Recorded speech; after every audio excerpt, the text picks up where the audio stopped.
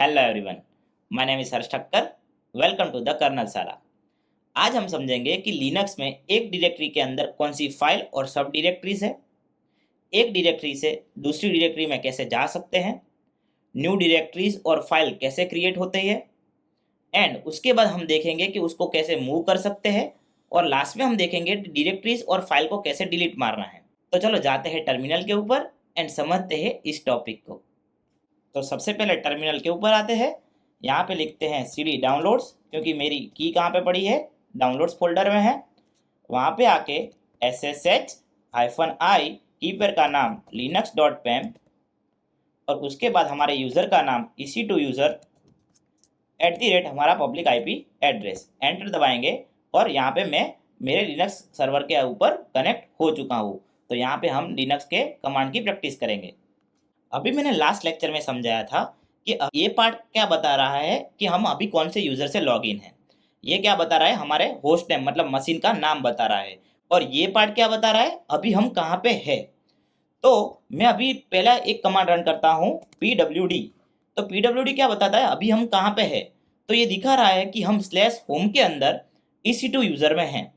तो जब मैं फाइल सिस्टम हायरार्की बता रहा था तब मैंने समझाया था स्लैश के अंदर होम के अंदर एवरी यूज़र की होम डायरेक्टरी रहती है, मतलब उनका इंडिविजुअल रूम रहता है।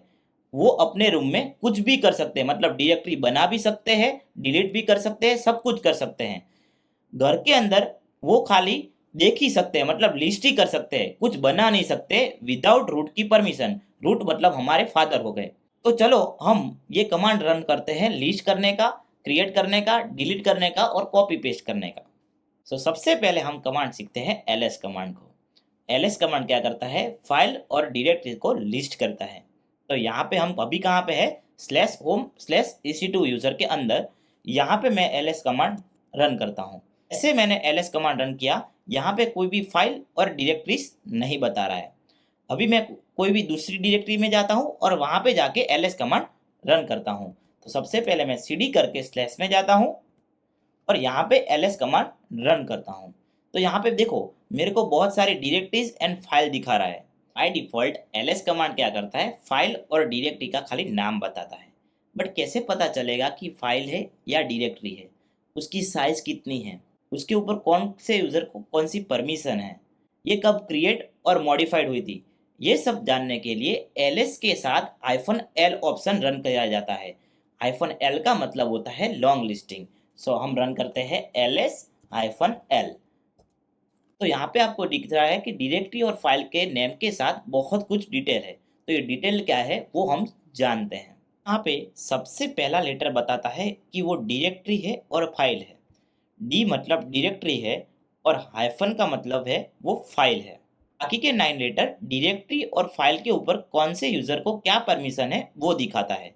फर्स्ट 3 लेटर्स यूज़र की परमिशन दिखाते हैं, बाकी के 3 ग्रुप की परमिशन दिखाते हैं, उसके बाद के 3 अदर्स की परमिशन दिखाते हैं। उसके बाद जो 1 लिखा है वो कॉलम दिखाता है कि ये फाइल और डायरेक्टरी की कितनी हार्ड लिंक्स है। ये है वो यूज़र दिखाता है। सेकंड ग्रुप दिखा रहा है। ये कॉलम दिखाता है कि फाइल और डायरेक्टरी की साइज कितनी है, कौन से मंथ में, कौन से डे के ऊपर, कौन से टाइम के ऊपर ये मॉडिफाई हुई थी और क्रिएट हुई थी, और फाइल और डायरेक्टरी का नाम क्या है यहाँ पे दिख रहा है। यहाँ पे हमको जो फाइल और डायरेक्टरी की जो साइज बता रहा है वो बाइट्स में है। अभी हमको एग्जाम्पल MB और KB में देखना हो, मतलब ह्यूमन रीडेबल में देखना हो, तो हम ls कमांड के साथ -l तो जाइए क्योंकि वो साइज बताता है, और h मतलब ह्यूमन रीडेबल फॉर्मेट में हमको साइज बताएगा। तो हम फिर से एंटर दबाते हैं। तो यहाँ पे देख रहा है K for KB हो गया और MB वाली कोई फाइल भी नहीं है। सबसे पहले मैं थोड़ा फॉन्ट को छोटा कर देता हूँ। यहाँ पे बाय डिफ़ॉल्ट आप देख रहे हो कि ls कमांड अल्फ़ाबेटिकल के असेंडिंग ऑर्डर में लिस्ट करता है, मतलब यहाँ पे A, यहाँ पे ABCD के असेंडिंग ऑर्डर में वो लिस्ट करता है। हमको इसको रिवर्स करना है, मतलब Z वाला ऊपर आना चाहिए और A वाला नीचे जाना चाहिए, ऐसा कुछ करना है। उसके लिए रन करेंगे ls-l r मतलब रिवर्स। एंटर दबाएंगे तो आपको दिख रहा है V वाला ऊपर चला गया और A वाला नीचे आ गया। अब सबसे पहले मैं स्क्रीन को क्लियर कर देता हूँ। तो क्लियर कमांड डालूंगा तो क्लियर स्क्रीन हो जाएगी। मेरे को डायरेक्टरी के अंदर कोई भी हिडन डायरेक्टरी और फाइल है उसको देखना हो तो हम क्या करेंगे, उसके लिए कमांड रन करते हैं ls-la। ऐसे हम हिडन फाइल और डायरेक्टरी को देख सकते हैं। तो यहाँ पे दिख रहा है डॉट और डबल डॉट। लिनक्स में जो भी हिडन डायरेक्टरीज और फाइल होती है वो डॉट के द्वारा स्टार्ट होता है। अभी हमको समझना नहीं है कि ये डॉट और डबल डॉट क्या है। अभी मैं फिर से क्लियर स्क्रीन कर देता हूँ। अभी तक हमने क्या किया, डायरेक्टरी के अंदर जो भी फाइल और फोल्डर है उसकी परमिशन, उसका टाइमिंग, उसकी साइज, वो सब देखा। मेरे को अब जो डायरेक्टरी में अभी मैं हूँ उसकी ही परमिशन, उसकी ही साइज, उसका ही टाइम, वो सब देखना हो तो क्या करना है, तो उसके लिए कमांड है ls-ld, जिससे हम जहाँ पे है उसकी परमिशन, उसका मॉडिफाइड टाइम, उसकी साइज, वो सब कुछ देख सकते हैं। तो यहाँ पे एंटर दबाता हूँ। डॉट मतलब करंट डायरेक्टरी, मतलब अभी जहाँ पे मैं हूँ। अभी तक हमने ls कमांड रन किया तो वो क्या कर रहा था कि जहाँ पे हम अभी है, मतलब अभी स्लैश के अंदर है, तो उसकी सब डायरेक्टरीज एंड फाइल्स बता रहा था। बट एग्जाम्पल मेरे को कोई दूसरी डायरेक्टरीज का लिस्ट करना है तो क्या करेंगे, तो यहाँ पे लिखेंगे ls, उसके बाद क्या करेंगे, उस डायरेक्टरी का पाथ देंगे। तो एग्जाम्पल पाथ है ना, वो दो तरीके से दिया जाता है, absolute path and relative path. इसके बाद वही टॉपिक है, वो मैं बाद में समझाऊंगा। एग्जाम्पल स्लैश के अंदर etc डायरेक्टरी आपको पता है, तो यहाँ पे लिखेंगे तो etc डायरेक्टरी के अंदर जो भी फाइल और फोल्डर है वो यहाँ पे दिखेंगे। तो हम क्या कर सकते हैं, एग्जाम्पल ls-l, इसके बाद स्लैश etc कर सकते हैं। तो etc डायरेक्टरी के अंदर जो भी फाइल और फोल्डर है उसका डिटेल्स भी यहाँ पे दिखाएगा। ऐसे etc की जगह आप कोई भी डायरेक्टरी यूज कर सकते हो। तो यहाँ पे मैंने ls कमांड में जो भी ऑप्शन समझाए हैं वो यहाँ पे मैंने लिख दिए हैं। तो आपको जब भी टाइम मिले तो यहाँ से देख के आप प्रैक्टिस कर सकते हो। अभी हम समझते हैं cd कमांड को। cd कमांड यूज होता है डायरेक्टरी को चेंज करने के लिए। मतलब एक डायरेक्टरी से हमको दूसरी डायरेक्टरी में जाना है तो हम क्या करेंगे, cd कमांड यूज करेंगे। जैसे हम विंडोज में डबल क्लिक करके एक डायरेक्टरी से दूसरी डायरेक्टरी में जाते हैं, यहाँ पे कोई यूआई नहीं होता है कि यहाँ पे डबल क्लिक करके वहां पे चले जाओगे। यहाँ पे क्या होता है, cd कमांड होता है। cd कमांड से आप एक डायरेक्टरी से दूसरी डायरेक्टरी में जा सकते हो। अभी cd कमांड का बेसिक सिंटेक्स क्या रहता है, cd उसके बाद पाथ डिफाइन करना है, और ये पाथ है वो कौन सी डायरेक्टरी में जाना है उसका पाथ है। ये पाथ है वो दो तरीके से डिफाइन किए जाते हैं, या तो हम एब्सोल्यूट पाथ डिफाइन कर सकते हो या तो रिलेटिव पाथ डिफाइन कर सकते हो। तो चलो समझते हैं कि रिलेटिव पाथ और एब्सोल्यूट पाथ होता कैसा है। जब मैंने फाइल सिस्टम हायरार्की समझाया था तब मैंने बुलाया था कि हमारी लिनक्स की शुरुआत स्लैश से होती है। उसके अंदर बहुत सारी डायरेक्टरीज बनी हुई होती है, उसके अंदर भी बहुत सारी डायरेक्टरीज और फाइल रहती है। जब हम पाथ डिफाइन के टाइम एग्जांपल फुल पाथ देते हैं, मतलब स्लैश के अंदर होम के अंदर EC2 डायरेक्टरी के अंदर जाना है, मतलब फुल पाथ देते हैं तो उसको एब्सोल्यूट पाथ बोलते हैं। बट एग्जांपल अभी मैं होम डायरेक्टरी के अंदर हूं और मेरे को EC2 यूजर के अंदर जाना है, तो EC2 यूजर नाम का जो डायरेक्टरी है वो डायरेक्ट होम के अंदर ही पड़ा है, तो मेरे को स्लैश के अंदर जाने की कोई जरूरत नहीं है। होम से डायरेक्टली EC2 यूजर के अंदर जा सकते हैं, तो इसको बोलते हैं रिलेटिव पाथ।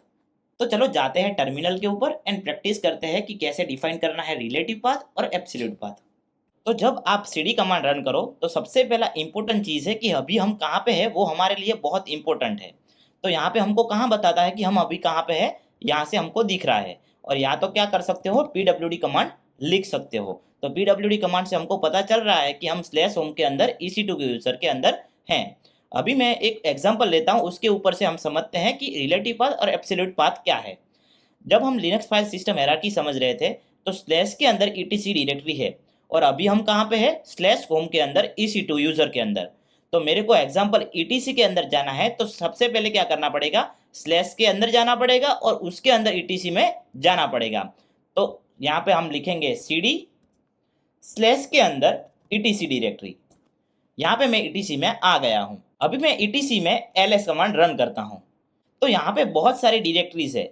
अभी मेरे को कोई भी एक डायरेक्टरी के अंदर जाना है तो मेरे को फिर से /etc उसके अंदर ये डायरेक्टरी में जाना है ऐसा डिफाइन करने की जरूरत नहीं है, मैं डायरेक्टली जा सकता हूँ क्योंकि अभी मैं कहाँ पे हूँ, /etc के अंदर तो हूँ ही। तो यहाँ पे क्या लिखूंगा, cd एग्जाम्पल यहाँ पे यम डायरेक्टरी है उसमें जाना है, तो मैं यहाँ पे लिख रहा हूँ cd यम। तो मैं इंटर लिख रहा हूँ तो यहाँ पे मैं यम में आ जा रहा हूँ। तो एक सिंपल डेफिनेशन याद रखो, जो भी पाथ स्लैश के द्वारा स्टार्ट होता है उसको एब्सोल्यूट पाथ बोलते हैं, और जो पाथ स्लैश के द्वारा स्टार्ट नहीं होता है उसको रिलेटिव पाथ बोलते हैं। तो हमारे एग्जाम्पल में हमने पहला क्या किया था, cd स्लैश etc लिखा था। तो यहाँ पे देखो स्लैश के द्वारा स्टार्ट होता है, तो ये क्या हुआ, एब्सोल्यूट पाथ। बाद में हमने etc में आके यहाँ पे स्लैश नहीं लिखा, स्लैश etc यम नहीं लिखा, और ओनली डायरेक्ट हमने यम लिख दिया, तो ये क्या है, रिलेटिव पाथ हो गया। तो मैंने यहाँ पे cd कमांड कैसे यूज होता है वो यहाँ पे मैंने डिफाइन किया है कि एब्सोल्यूट पाथ किसको बोलते हैं, रिलेटिव पाथ किसको बोलते हैं, वो यहाँ पे मैंने लिख दिया है। अभी फाइल और डायरेक्टरी कैसे क्रिएट करते हैं उसके पहले हम थोड़े सिंबल देख लेते हैं जो cd कमांड में तो यूज आएंगे बट बहुत सारी जगह लिनक्स में बहुत काम आएंगे। तो वो कौन कौन से सिंबल है वो देख लेते हैं हम। मैंने यहाँ पे सिंबल लिख दिए हैं, उसका मतलब भी समझाता हूँ और हम टर्मिनल के ऊपर भी देख लेते हैं। तो सबसे मेन 4 सिंबल है। डॉट का मतलब होता है करंट डायरेक्टरी। एग्जाम्पल हम टर्मिनल के ऊपर जाते हैं और यहाँ पे मैं लिखता हूँ cd डॉट।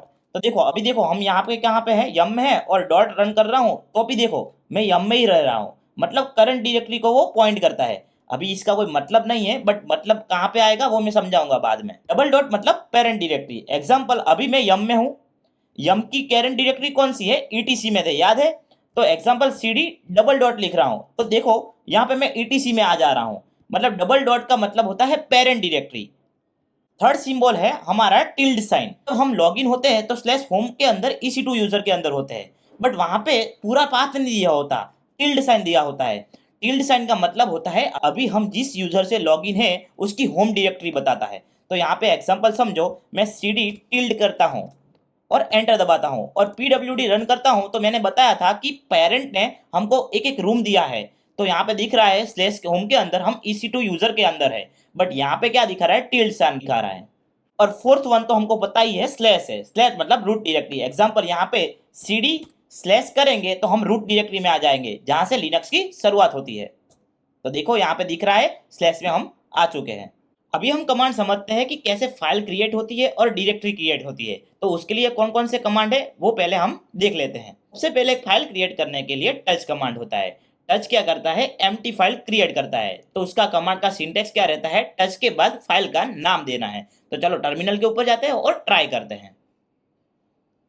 यहाँ पे लिख रहा हूं मैं टच हर्ष नाम की फाइल बनाना है। अभी मैं एंटर दबाऊंगा, बनेगी कि नहीं बनेगी, तो नहीं बनेगी, क्योंकि अभी हम कहाँ पे है, स्लैश के अंदर है। और स्लैश के अंदर मैंने बताया था फाइल सिस्टम हायरार्की समझने के टाइम, अभी हम घर में हैं मतलब स्लैश के अंदर है, तो घर में हम सब कुछ दे सकते हैं बट कुछ क्रिएट नहीं कर सकते हैं, क्योंकि वहां पे हमारी परमिशन नहीं होती है, क्योंकि हमको सबको एक एक अलग रूम दिया है, वहां पे ही हम सब कुछ कर सकते हैं। तो एंटर दे रहा हूं तो यहाँ पे दिखा रहा है परमिशन हमको नहीं है। अभी हमको फाइल क्रिएट करनी है तो हम क्या कर सकते हैं, सबसे पहले हम कौन से यूजर से लॉगिन है, EC2 यूजर से लॉगिन है, तो उसके रूम में ही हम सब कुछ कर सकते हैं। तो उसका रूम कौन सा होता है, स्लैश होम के अंदर EC2 यूजर के अंदर।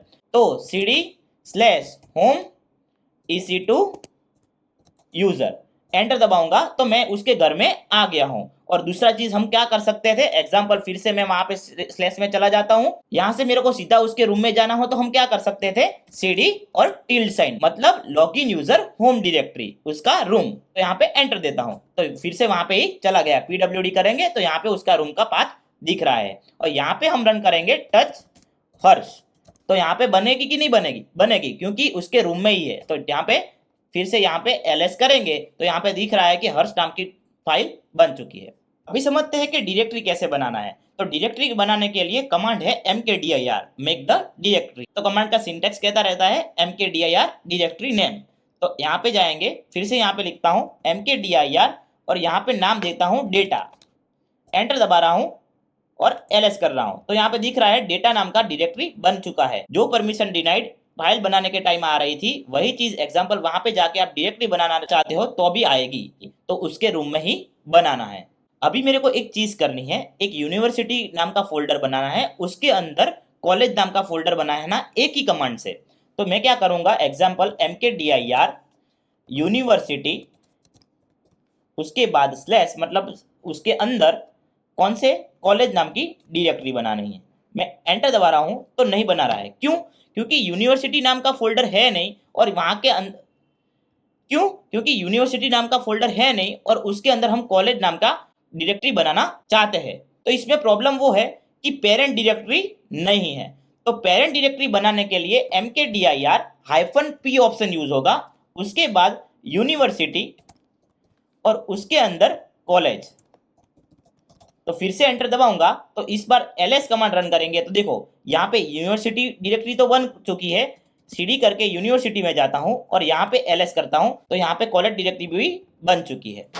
अभी हम क्या करते हैं, फिर से पहले तो होम डायरेक्टरी के अंदर चले जाते हैं, cd टिल्ड साइन और यहाँ पे ls करते हैं। अभी मेरे को क्या करना है, हमारा पर्पस समझना। सबसे पहले यह हर्ष वाली जो फाइल है उसको यूनिवर्सिटी के अंदर कॉपी करना है। दूसरी चीज, डेटा डायरेक्टरी को भी यूनिवर्सिटी के अंदर कॉपी करना है। ऐसा करने के लिए जो कमांड यूज होता है वो होता है cp कमांड। तो चलो समझते हैं cp कमांड को। cp कमांड यूज होता है कॉपी पेस्ट करने के लिए। तो अकेला cp कमांड डालोगे तो क्या होगा, ओनली कॉपी करेगा फाइल को, बट आपको डायरेक्टरी कॉपी करनी हो तो -r ऑप्शन यूज करना पड़ेगा। उसका मतलब होता है रिकर्सिव, क्योंकि डायरेक्टरी के अंदर बहुत सारी फाइल्स भी होती है। इसलिए cp कमांड का सिंटेक्स क्या होता है, cp उसके बाद ऑप्शन मतलब -r डाल सकते हो आप, बट ये ऑप्शनल चीज है। सोर्स पाथ मतलब कहां से और डेस्टिनेशन मतलब कहां पे। तो चलो जाते हैं टर्मिनल के ऊपर और समझते हैं सोर्स पाथ क्या है और डेस्टिनेशन पाथ क्या है। सबसे पहले यहाँ पे लिखते हैं cp, उसके बाद हर्ष कॉपी करना है, मतलब वो फाइल है तो -r देने की जरूरत नहीं है। हर्ष को कॉपी किया क्योंकि मैं यहाँ पे ही हूँ इसलिए। और कहाँ पे कॉपी करना है, उसका पाथ क्या है, तो यहाँ से मैं डायरेक्ट यूनिवर्सिटी लिख सकता हूँ। मतलब ये कौन सा पाथ हो गया, रिलेटिव पाथ। या तो मैं क्या कर सकता हूँ, /home के अंदर EC2 यूजर के अंदर यूनिवर्सिटी नाम के फोल्डर के अंदर ये कॉपी कर दो। तो ये कौन सा पाथ हो गया, एब्सोल्यूट पाथ हो गया। और मैं एंटर दबाता हूँ, ls करता हूँ तो यहाँ पे तो है ही, और cd करके यूनिवर्सिटी के अंदर जाता हूँ और यहाँ पे ls कमांड रन करता हूँ। तो देखो यहाँ पे हर्ष नाम की फाइल कॉपी हो चुकी है। अभी हमारा दूसरा टास्क क्या था कि डेटा डायरेक्टरी को यूनिवर्सिटी डायरेक्टरी के अंदर डालना। तो हम क्या करेंगे, एग्जाम्पल वहां पे जाके तो डाल ही सकते हैं, पर अभी हम कहाँ पे है, यूनिवर्सिटी डायरेक्टरी के अंदर। और डेटा डायरेक्टरी पड़ी कहाँ पे है, हमारी होम डायरेक्टरी के अंदर। तो हम सबसे पहले क्या करते हैं, cp और यहाँ पे लिखेंगे होम डायरेक्टरी के अंदर डेटा डायरेक्टरी, उसको कहाँ पे कॉपी करना है, यूनिवर्सिटी डायरेक्टरी। और मैंने बताया था कि डॉट क्या बताता है, करंट डायरेक्टरी, मतलब यहाँ पे ही मेरे को कॉपी करना है। बट ये होगा कि नहीं होगा, नहीं होगा, क्योंकि डेटा क्या है, एक डायरेक्टरी है। तो मैं एंटर दबा रहा हूं तो देखो क्या दिखा रहा है कि -r नॉट स्पेसिफाइड, मतलब -r डालना पड़ेगा तो ही हम डायरेक्टरी को कॉपी करेंगे। तो यहाँ पे हम फिर से क्या करेंगे, cp -r और उसके बाद जो सेम टू सेम था वही रखना है और एंटर दबाना है। और यहाँ पे ls करूंगा तो आपको दिख रहा है कि डेटा डायरेक्टरी अभी यूनिवर्सिटी डायरेक्टरी के अंदर आ चुकी है। अभी आगे का कमांड समझने के लिए दो टास्क करने हैं। सबसे पहले जो हर्ष नाम की फाइल है उसका रीनेम करके स्टूडेंट कर देना है। दूसरी चीज, जो स्टूडेंट नाम की फाइल बनी उसको डेटा डायरेक्टरी में मूव कर देना है। और लास्ट में क्या करना है, ये डेटा डायरेक्टरी को ही मूव करना है कॉलेज डायरेक्टरी में। तो ये सब कुछ करने के लिए एक कमांड है जिसका नाम है mv कमांड। तो चलो समझते हैं mv कमांड को। mv कमांड यूज होता है कट पेस्ट करने के लिए प्लस रीनेम करने के लिए। इसमें कोई -r जैसा ऑप्शन नहीं है, ये डायरेक्टरी को भी मूव कर सकता है और फाइल को भी मूव कर सकता है। इसका सिंटेक्स सेम cp जैसा है, मतलब cp सोर्स पाथ उसके बाद डेस्टिनेशन पाथ। तो चलो मैंने जो टास्क बताया था वो टर्मिनल के ऊपर परफॉर्म करते हैं mv कमांड से। तो हमारा फर्स्ट टास्क क्या था, हर्ष नाम की जो फाइल है उसको रीनेम करना है। तो सबसे पहले mv, उसके बाद हर्ष, उसका नाम बदल के क्या करना है, तो एग्जाम्पल हमको स्टूडेंट करना है। तो एंटर दबाऊंगा, ls करूंगा तो देखो हर्ष का नाम चेंज होकर स्टूडेंट हो गया। दूसरा टास्क हमारा क्या था कि जो स्टूडेंट वाली फाइल है उसको डेटा डायरेक्टरी के अंदर मूव करानी है। तो मूव कराने के लिए mv, कौन सी फाइल को, स्टूडेंट वाली फाइल को, इसके अंदर डेटा डायरेक्टरी के अंदर। मैं एंटर दबाऊंगा, यहाँ पे ls करोगे तो दिख रहा है कि यहाँ से चली गई है। फिर से जाएंगे cd और डेटा के अंदर, यहाँ पे आके ls करता हूँ तो यहाँ पे दिख रहा है हमारी स्टूडेंट फाइल यहाँ पे आ चुकी है। तो अभी मैं फिर से यूनिवर्सिटी के अंदर चला जाता हूँ। मेरे को यूनिवर्सिटी के अंदर जाने के लिए cd डबल डॉट मतलब parent directory. Example data directory कहाँ पड़ी थी, यूनिवर्सिटी के अंदर। तो डेटा डायरेक्टरी यूनिवर्सिटी के अंदर पड़ी थी तो यूनिवर्सिटी उसका क्या हुआ, पेरेंट हुआ। तो डबल डॉट करूंगा, एंटर दबाऊंगा तो मैं फिर से कहाँ पे आ गया, यूनिवर्सिटी के अंदर आ गया। फिर से यहाँ पे ls कमांड रन करूंगा तो यहाँ पे दिख रहा है डेटा और कॉलेज डायरेक्टरी यहाँ पे है। तो हमारा थर्ड टास्क क्या था, डेटा वाली डायरेक्टरी को कॉलेज के अंदर मूव करना। तो mv डेटा डायरेक्टरी कहाँ पे मूव करना है, कॉलेज के अंदर। और यहाँ पे ls कमांड रन करूंगा तो देख रहे हो कि डेटा डायरेक्टरी चली गई है। तो फिर से यहाँ पे cd कॉलेज के अंदर जाते हैं और यहाँ पे ls करते हैं। तो यहाँ पे दिख रहा है डेटा डायरेक्टरी है और डेटा डायरेक्टरी के अंदर जाते हैं तो यहाँ पे दिख रहा है स्टूडेंट नाम की फाइल भी है। अभी हम समझते हैं कि फाइल को और डायरेक्टरी को डिलीट कैसे मारना है। तो चलो जाते हैं पहले मेरी नोट्स के ऊपर। अभी फाइल को और डायरेक्टरी को मारने के लिए दो कमांड है। एग्जांपल rmdir कमांड है वो एम्प्टी डायरेक्टरी को ही डिलीट मार सकता है और rm कमांड फाइल को भी डिलीट मार सकता है और डायरेक्टरी को भी डिलीट मार सकता है। तो जाते हैं टर्मिनल के ऊपर और दोनों कमांड को समझते हैं। सबसे पहले मैं यहाँ पे एक डायरेक्टरी बनाता हूँ mkdir फर्स्ट नाम की डायरेक्टरी बनाता हूँ। अभी मैं यहाँ पे ls कर रहा हूँ तो यहाँ पे एक फाइल है और एक डायरेक्टरी है और ये डायरेक्टरी के अंदर अभी तक कुछ भी नहीं है, मतलब कोई भी फाइल भी नहीं है और सब डायरेक्टरी भी नहीं है। तो rmdir से चल जाएगा क्योंकि rmdir क्या करता है, ओनली एम्प्टी डायरेक्टरी को ही डिलीट मार सकता है। तो यहाँ पे लिखता हूँ rmdir और उसके बाद डायरेक्टरी का नाम हर्ष और यहाँ पे ls कर रहा हूँ तो दिख रहा है कि हर्ष नाम की डायरेक्टरी डिलीट हो चुकी है। अभी हम समझते हैं rm कमांड को। rm कमांड क्या करता है, बाय डिफॉल्ट खाली फाइल को ही डिलीट मार सकता है। एग्जाम्पल मैं rm और उसके बाद फाइल का नाम यहाँ पे दे रहा हूँ स्टूडेंट।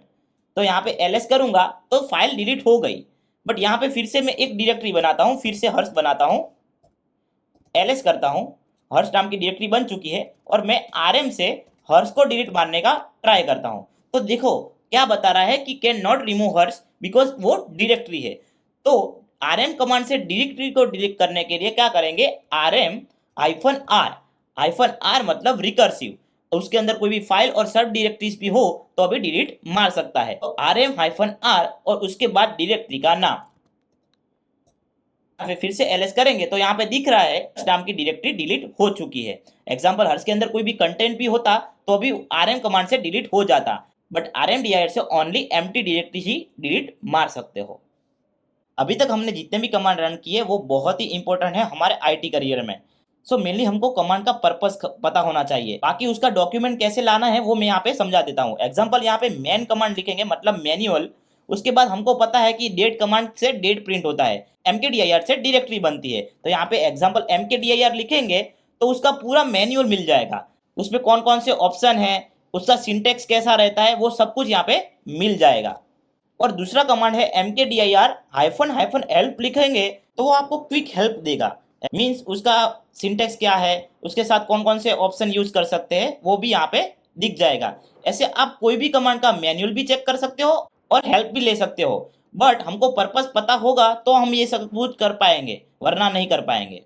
लास्ट में हम एक कमांड समझ लेते हैं, हिस्ट्री कमांड। हिस्ट्री कमांड क्या करता है, अभी तक हमने जितने भी कमांड रन किए हैं उसकी पूरी हिस्ट्री बताता है। एग्जांपल यहाँ पे मैं लिखता हूँ हिस्ट्री, तो देखो हमने जितने भी कमांड रन किए हैं उसकी पूरी हिस्ट्री यहाँ पे दिखा रहा है। तो हमको बाद में देखना हो तो हम यहाँ पे देख के रन कर सकते हैं। आज का लेक्चर हम यहाँ पे रखते हैं। नेक्स्ट लेक्चर में हम क्या करेंगे, एग्जांपल अभी तक हमने क्या किया था, फाइल क्रिएट की थी। नेक्स्ट लेक्चर में हम क्या करेंगे, फाइल के अंदर कंटेंट कैसे डालना है, उसको रीड कैसे करना है, वो सब कुछ समझेंगे। तो वीडियो को लाइक कीजिए, शेयर कीजिए और सब्सक्राइब कीजिए और मिलते हैं नए लेक्चर के साथ ऑन कर्नल साला।